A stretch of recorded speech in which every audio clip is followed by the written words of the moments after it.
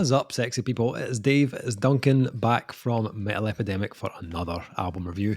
For this review, Duncan and I have been checking out the new album from Gothenburg noise experimentalists, Blessings. The band's new album, Blodsträngen, is out August 1st via Pelagic Records. The new album from Blessings begins and ends in the same space, the rehearsal room, with all four members of Blessings already veterans of numerous bands and several distinct scenes throughout their native Sweden. The group came together with the idea of creating something wholly their own, rather than compromising to fit in elsewhere. The resultant sound is a cacophony of influences where nothing is sacred and no idea is thrown out. All that matters is all playing disgustingly loud music together in a room. Blodsträngen can be translated as the bloodline or the bloodstring, as another bracing evolution of Blessings' truly an inimitable sound, pushing the band's percussive and found sound textural elements even further to embrace a wild sonic palette that blends modular synths with crushing guitar feedback and even the occasional cowbell. Each Blessings album to date also includes a song by the name of Strings of Red, an unspoken narrative that charts the band's unique journey through genre. Blodsträngen is Blessings fine-tuning their deliberately dissonant sound while simultaneously casting their net wide for ever more left-field experimental influences, a disparate collection of idiosyncrasies that the band somehow managed to pull into something cohesive, captivating and empowering. The band leave the messages and meanings behind their music open to interpretation as a means of sharing this attitude of openness with their audience, because remember, when all is said and done, all that matters is all playing disgustingly loud music together in a room. Amen. The album was recorded and mixed by Ulf Blomberg at the End Studios in Sweden, with additional recordings by Eric Skitt at Rat Vader's Den, then mastered by Ulf Blomberg and Gina Wickland at the End Studios. So, album 3 from Sweden's Blessings. Another new band for me.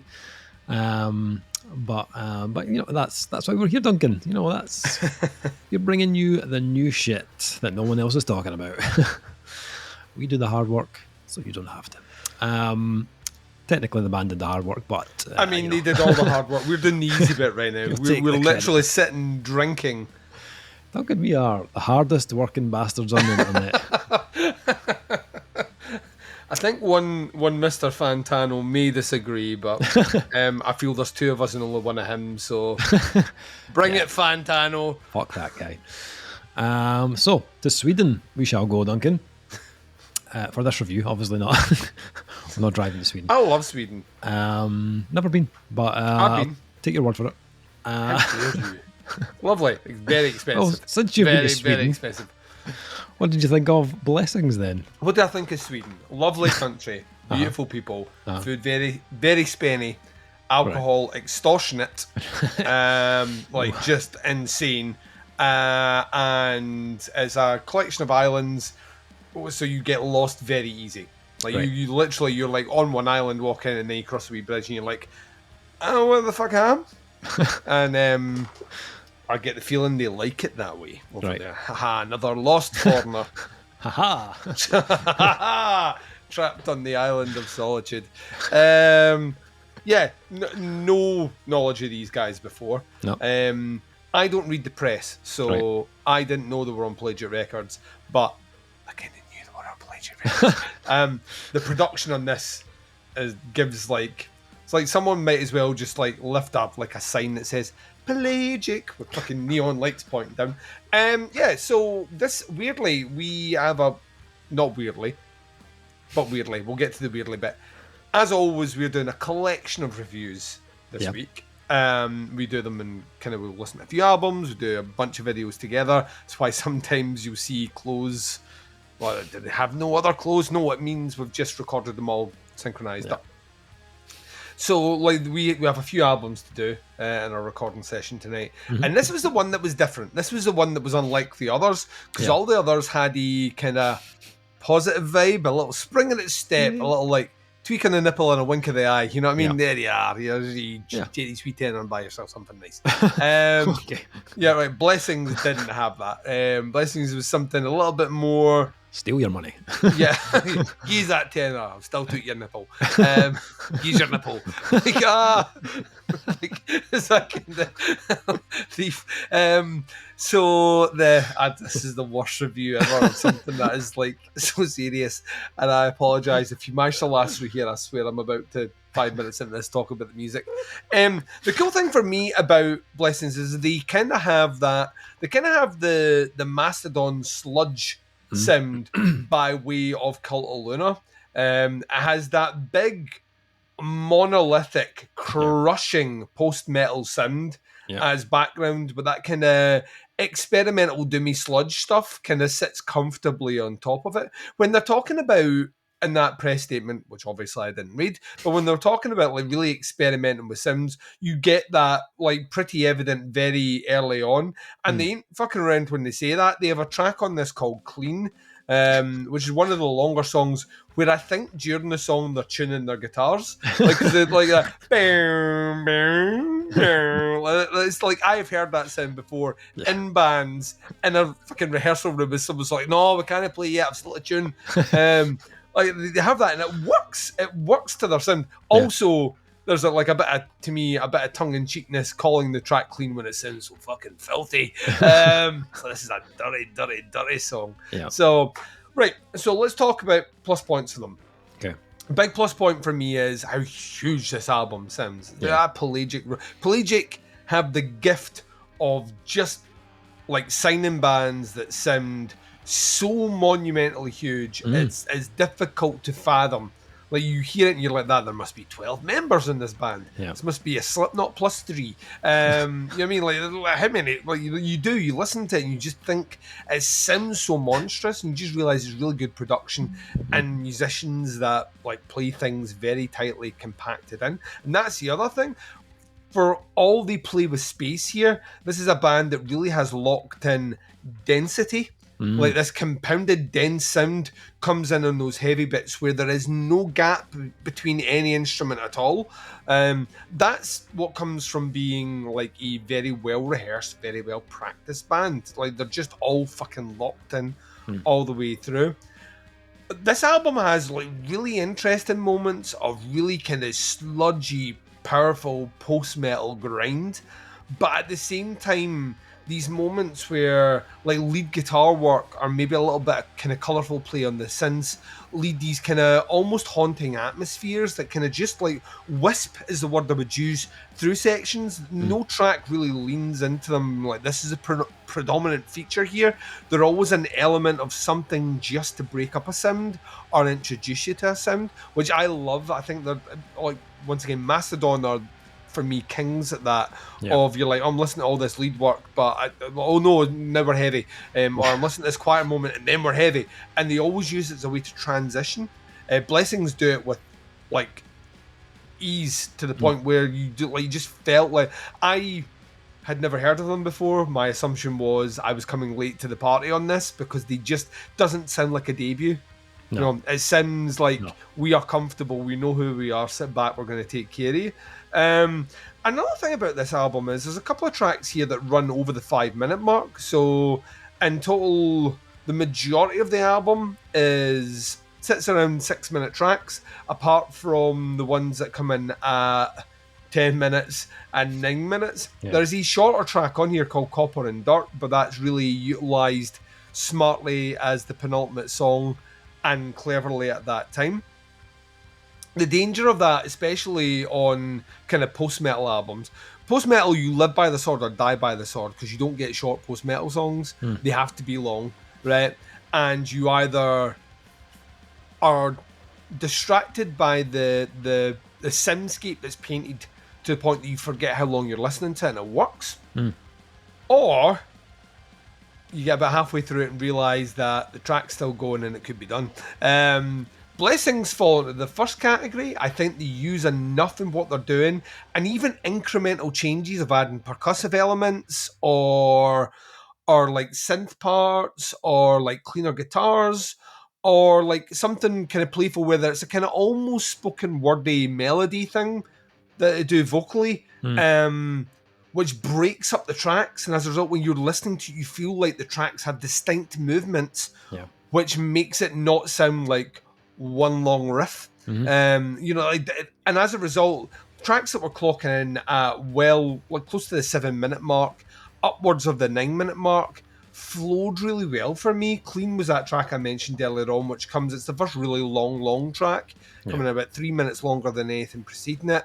And at the beginning, it does kind of feel like a band finding a riff, is the way I would describe it. It's almost like a jam session where they're working around with sound and all the rest, and when they finally capture that idea, the band locks in it and then progresses to the next level. And that's really interesting. It's the closest I could get to thinking about what it's like to be in a rehearsal room. Like that way where you know, like you're fucking around, like you're all like kind of, you're having fun and all the rest, and then something's played and everyone instinctively is like, that's the thing, and we need to build on that now. And there's a couple of songs on this album where there's a playful element that sweeps around until you find the core, the kind of almost the fulcrum point of the track. And when that locks in, you're off to the races. Everything starts to expand from there. It's kind of like, not that I have done them, but I imagine what mind altering drugs do, where like you've taken them and you're waiting for it to hit, and you're like kind of apprehensive and excited, and when it hits, like you're just flooded with colour. That's kind of what this album sounded like. I think at times the production doesn't go too polished and allows it to be raw enough. Tracks like No Good Things at times sound like thin in parts. Like towards the end of that track, things thin out quite a bit, but it's really interesting because it's not as like bass heavy as what's come before. So they haven't like tried to polish too much up. They've not tried to go in with too much cleverness in the production. That actually aids it and makes it more at times fragile where it needs to be, and like punishing where it needs to be as well. So I got through this the first listen, and it was one of those ones where I was like, it isn't even long for kind of a post-metal / sludge album, to be honest. 45 minutes is relatively short. And I got to the end of it and I was like, right, cool. Lot to digest there. We're going to give it a day. Which turned out to be 2 days, and then I came back again and went through it, and on the second listen I could appreciate a lot more of what I missed on the first listen. There's a lot of nuance in the background of what they do, and it's not that it's hidden or anything like that, it's just there's usually something quite bold in front of it, and the good headphones are on, you start to pick out all those things that fill the gaps and fill the space. It's very, very, very well put together. I will say that Blessings don't have the most unique sound I've heard, even by Pelagic standards, or other bands that are doing that kind of, the way I describe it, sludgy doomy post-metal is to me what it kind of sounds like if I was to encapsulate it. But that being said, I think there's enough in the vocal performance which makes it stand out. Instead of going down that like cold, detached, harsh Scandinavian vocal style, this one has a lot of what we've loved about Danish frontmen recently, and that has character and warmth and depth. And that's what stood out for me as well. Like, it's the thing that they have an unlimited supply on, is those vocals that are kind of close between someone like speaking to you in melody and then starting to increase the intensity behind it, almost as if there was like a knob that you could twist that allowed you to like get angrier now and then turn it back. And it really works for them. It totally fits their sound, and they don't overutilize any of those one techniques. I think the flow's really good as well. But I found on the third listen it was a case of, this is an album, listen. This isn't a singles listen, which is a good thing. That's the sort of albums I love. But because it's so stoic and vast and consuming, you can't do the I'm just gonna shove this on while I answer work emails. You kind of need to be like, I'm gonna put everything down and just let it absorb me. And in those spaces, it worked really, really well for me. It was distracting when I was trying to do other things. So production's amazing. Bands sound shit hot, and I kind of feel a bit silly that for every now and again we are confronted with the fact that as much as we know, and people keep telling us we know quite a lot, or counterpoint tell us we know fuck all, you realise that there's a whole scene of music out there, whole like swaths of bands doing stuff that you should know because you like that music that you've just never fucking heard of before. Yeah. So late to the party, but glad to be here. How about you? How did you get on? Like, you are fickle at times, Dave, with the post-metal. I get a feeling that when post-metal connects with you is the genre you love, you are about ready to marry it and fully commit yourself. Big Dave post-metal Buchanan is what they'll call you. But then I also kind of feel like it doesn't take a band in that genre to do much negatively to piss you off to the point where you're like, oh, we're stripping points off this, not 0.5s. How did you get on with Blessings? Interestingly, my first listen to this was a real weird listen. Were you doing stuff while listening to it? Were you doing the work emails, or were you? I was working, but I think what it was I didn't do my usual like checking out of the back catalogue, right? Which I usually like do. Me, cold. So yeah. I went right into this without any real kind of idea of what to expect, and I think that might have been the wrong approach for me with these guys. My first listen, I was like, I don't really get this. Like, I was like, not really sure, but that's what have you done. So did you do it? Because I can already see in your face you went back. Can I go back in time? The question I would ask you then, and you were probably going to answer it anyway, is this in keeping with the back catalogue, or is this we're on Pelagic now, so... As well. No easy answer. Right. Yeah, so I went back. After I listened to that, I was like, I need to go back. I need to get an idea of how did we get here? Like, this is like watching the third film in a movie trilogy without seeing the first two. I was like, how did we get here? Where did the sound come from? It never works unless the movie has Taken in the title and you watch them in any order. Yeah, and make true. Yeah. That's true. But once I heard album 1 and 2, it made so much more sense. Like, all right, cool. So much more sense. Album 1 is like raw as fuck. Like, album 1 is like raw and really punk heavy. It's like a punk sludge album, and just like really abrasive. And then the second album becomes a bit more refined and a little bit more experimental. And then this album feels like another extension of album 2. It definitely shares more in common with the second album, Biskop's Niven, than it does with the debut, which is Bitter Vatten. You just couldn't wait to pronounce those names to look all clever. Throw them in. But again, like even between album 2 and this one, there's elevation here. So there's like 4 years between the last album and this one. So you can hear they are kind of pushing the limits more, like the chaos, and broaden their that sound palette to be even kind of more interesting than what they've done previously. And I suppose it kind of ties in with a lot of the theme of transformation and the rawness of human experience, which this album is kind of heavily driven by. And I think they capture that in a really great way on this release. Once I got my head around what this band were all about, I found I really resonated with this way more than like my second listen was just like, right, okay, this is making so much more sense. It's like I was picking up on like what they were trying to do, all these different textures and, you know, the chaos that weaves between post-metal and sludge, but also like there's bits of kind of like angular kind of noise rock in here. Little sprinkles of hardcore as well. It's also, and this is like maybe a drummer thing, but it's very percussive, which I absolutely loved. Not only in the kind of the rhythm and the kind of cadence of a lot of these songs, but the instrumentation as well. There's lots of kind of looping kind of percussion going on in the background, which kind of adds to the build and the intensity of it, which they have like a separate kind of percussionist and synth player, cool. Eric, who actually was involved in the production of the album.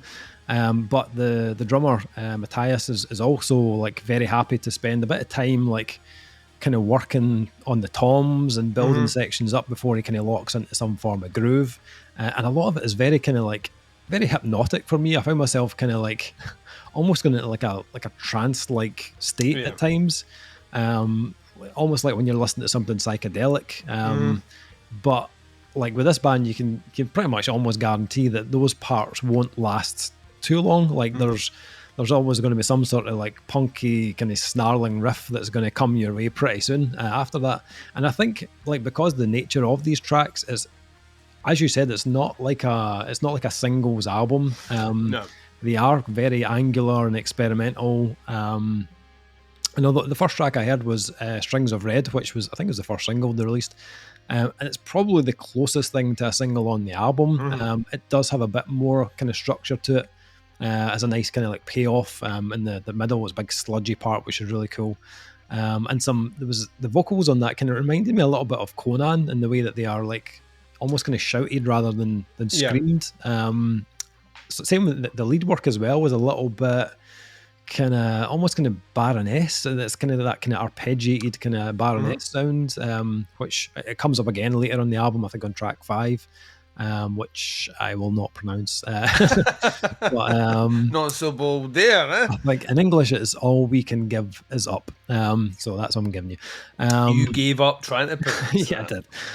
But even some of the vocals as well are a little bit within that kind of ballpark. As you said, a little bit of Mastodon on, got a bit of that in Copper and Dirt, which I mean that's the short. That's what I'm saying. That's a short song. Yep. Generally though, and I maybe didn't articulate that particularly well, but generally when you get those short songs on this sort of album, it's usually a fuck around track. It's usually something really quiet, and it is like balls to the wall, snarly Mastodon punk. Oh yeah, like punky and sludgy, and there's like multiple vocal parts coming in. That was definitely giving that Mastodon kind of aroma on that track. But I suppose, and like Mastodon, I think Blessings are also really interesting rhythmically. Yes, this is one of the most kind of varied, kind of sludgy noise rock albums I've heard in a while. Like lots of different time signatures, like a killer like kind of 3/4 groove on track 5. Rhythmically, it's again a lot on offer, like very fascinating and unusual, but it's never gimmicky either. This is like it's a serious album, as you said. Like these guys are not joking around here. You'll find that out very quickly. Like there's a very kind of ominous, kind of almost nightmarish kind of mood to a lot of this that just kind of sticks to you when you're listening to it. I'll tell you what it did remind me of a little bit. This is like a bit of a throwback, but for us, is this a Davey deep cut? It's a bit of a deep cut. This is what people live for. I imagine there's people that watch these videos with their music listening device open, so they can type the name of the band in right away that they've never fucking heard of before, only to realise it doesn't exist on any streaming site, and Dave has the only CD copy of it. Yeah. This is a throwback for us, but a deep cut for everyone else probably. It reminded me in parts of Denmark's The Psyche project at times, who are not necessarily as on the noise rock side of things as this, but they're more kind of like sludge and hardcore, but there was like a similar kind of type of like temperament and kind of abrasion that on this it's album. Volatility, isn't it? Like you don't know what's coming next. Like, it kind of reminded me of that a little bit. I think Blessings are more layered than the Psyche project. Like this band, you can hear they are like constantly building things. What's the track now? Through Veils of Glass and Silica, I think is the name of the track, which is the closing track, and it's the longest track on the album as well. 10 minutes, it's the longest track. That track is like they start that track with like a bass line and a drum beat, and it's like that's it, and then they grow it into this like big kind of like churning post sludge kind of beast with like just layers of guitar and multiple vocal parts and percussion and synths, and it just builds and builds and builds, and then out of nowhere they kind of drop a gear and they pull you into this like odyssey of like clean post-rock kind of guitars and percussion to close the track out. It was like, wow, like did not see it coming, but I loved it. Like a really like killer way to bring the album to an end. And I think like the more I've gone back to this, I've appreciated more what these guys are doing. I think that the connecting parts on the album are awesome. The way they've joined, like the first 3 tracks are all joined together. Yeah. There's synths and kind of guitar noises that kind of link them all, which works brilliantly.